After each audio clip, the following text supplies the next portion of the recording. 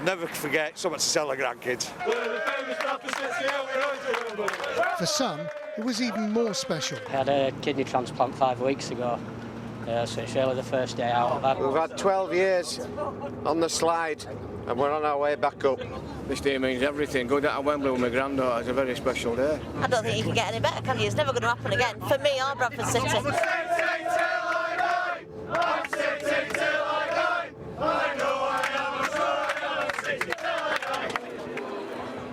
Others had come from much further afield than Yorkshire. How about a trip from California just for one game? Trying to explain this to Americans, they think I'm crazy because they've never heard of Bradford City. They think Bradford's in Canada. I mean, me coming from LA, it's all part of how far-fetched and ridiculous this seems to every City fan. And if we win, it'll be an added bonus. But I think everyone feels that we've won just by being here. And all, including famous ex-players, had turned up with a sensible measure of optimism, laced, of course, with a hefty dose of realism. Does it matter who wins?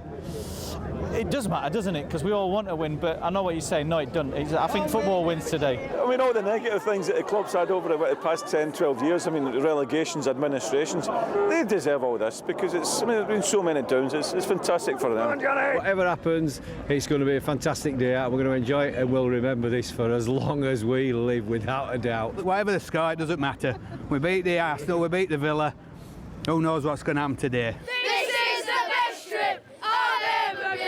Amazing, that's atmosphere. I mean, it's wow, it's amazing. Look at all these fans. I think it's fantastic. I think we're winners already, so it doesn't really matter at all.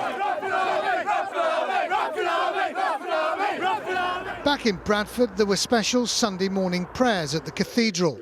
We'll be thinking about them in our prayers, and the first hymn begins with "All my hope on God is founded." So what more can you ask for? While at Wembley too, City fans were invoking higher authority. As we all know by now, the Dalai Lama is a bantam. But from the first whistle, it was obvious Bradford would need more than divine intervention. Swansea passed, City chased, and largely chased shadows. Listen, obviously the lads are, slightly low in the dressing room, as you'd imagine, because we wanted to make more of a game of it for our supporters and ourselves. But I've just said to them that, don't ever underestimate the achievement of getting to this final. And people have got to understand that, the gulf between the two clubs financially is a massive one. It all made the instant dismissal of City keeper Matt Duke all the more harsh. As he's knocked it, I've obviously brought him down. It's a penalty clearly, but the ball went wide, and he wasn't ever getting on the second one, so a little bit harsh. Back in Bradford, the city streets were eerily quiet. Those who hadn't been able to get tickets watched on TV and lived every moment of the game as though they were there. But though the final scoreline was ultimately a letdown, there were so many uplifting moments. The huge flag remembering those who died in the Valley Parade fire as it was passed round the stadium. And the fans who, despite the scoreline, stood, cheered and waved their own flags non-stop for the final 25 minutes.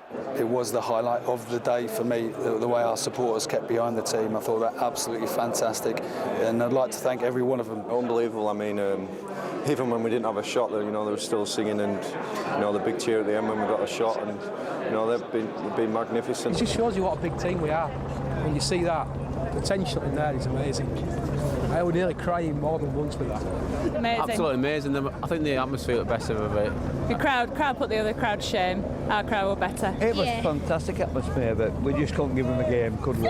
As the supporters streamed away, attention now turns to the League Two promotion campaign and Dagenham and Redbridge at Valley Parade on Wednesday. This is out the way now. Obviously we've had a great day out, the fans have had a great day out, but back to the bread and butter, and hopefully we can kick on and push up the league into the playoffs. So the fairy tale has ended without the fairy tale ending, but no matter, City have showed that football isn't all about pampered millionaire mercenaries or billionaire owners. Forget the result, Bradford City's extraordinary journey to Wembley has given back to football a little bit of its soul. John Shires there. Well, we're delighted to say that Bradford City's co-chairman Mark Lawn has just driven back from London. Hasn't even been home yet, have you? Not once yet. You're just live with us in the studio. That's right. You must be absolutely worn out. Yeah, a bit shattered, but in the smiles, I think you'd say. You're still smiling now. Yeah. I mean, the football aside, what a day. Yeah, it was a great day for the fans, and emotional, to be quite honest, and a bit draining, but you know, it's something that people can tell the grandkids and the great-grandkids as well. Oh yeah, you can see the atmosphere. I mean, I think that was the nice thing about the day, really, wasn't it? No matter what the outcome, I mean, that lady there said, our crowd was the best, and they certainly were, weren't they? There was something, sort of a family atmosphere, wasn't there? Well, it takes someone to out-sing the Welsh, doesn't it? And I think we did, and that last 25 minutes, well, I was choking back tears. Yeah. How proud are you of the club's players? Because they came back just about 3:30 this afternoon. The coach arrived back here in Yorkshire. This is them getting off the coach at the hotel there. How proud are you of them? Yeah, I grabbed every single one of them as they came up the steps and told them to get their heads up because, you know, they've created history.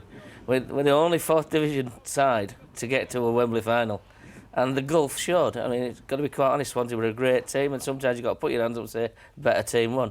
And it did, but they've got nothing to be ashamed of. They tried their best, and that's all you can ask. As those goals went in, what were you thinking? How long is there to go? That's honest, I suppose. Honestly, until then. But then, as soon as the Bradford fans start with about 25 minutes to go, I was just stunning. I was just etiquette you're not supposed to do it, but I stood up and applauded the fans from the box because I don't care whether it was etiquette or not. They deserve that. Yeah. Well, that's it. I mean, you know, you got a corner. There's a shot on goal, and that was as if they'd won the cup. Then that was as if they'd won it. Yeah, it'd be nice if one had trickled in, wouldn't it? But there you go. It's not good, not to be, and we've got to move on now and get back into proper mode, and let's see if we can get back down there in the playoffs. Concentrating on the league now. Dagenham on Wednesday night because. Sadly, with the Cup, undoubtedly it had to happen that the attention of the players might just focus on the Cup. I think you can't help but do that. I mean, 4th division lads are never going to get to Wembley in a major Cup final ever again. You know, so it had to distract a little bit, but let's get back onto it now. And like you said, bread and butter, let's get back and see if we can start getting some points. Well, there is one thing. Is there going to be a celebration of any kind? Or have they just got to, you know, stay sober, stay focused on... I think we'll have to have a natter with Phil and see what he wants to do with the team. It's most important that we do what's best for the team, and if he wants them to get their heads back down and feet back down on ground and play football. There is talk of something at the end of the season, a civic reception, isn't there? I think that'd be nice at the end of the season when we can turn around and relax a little bit, but we've still got a job to do. And there's a trip to Vegas though, isn't there? Yes, I guaranteed them that for getting to Wembley, that we're going to take them to Vegas at the end of the season. Just a nice quiet trip, I'm sure, at the end, Mr. Chairman.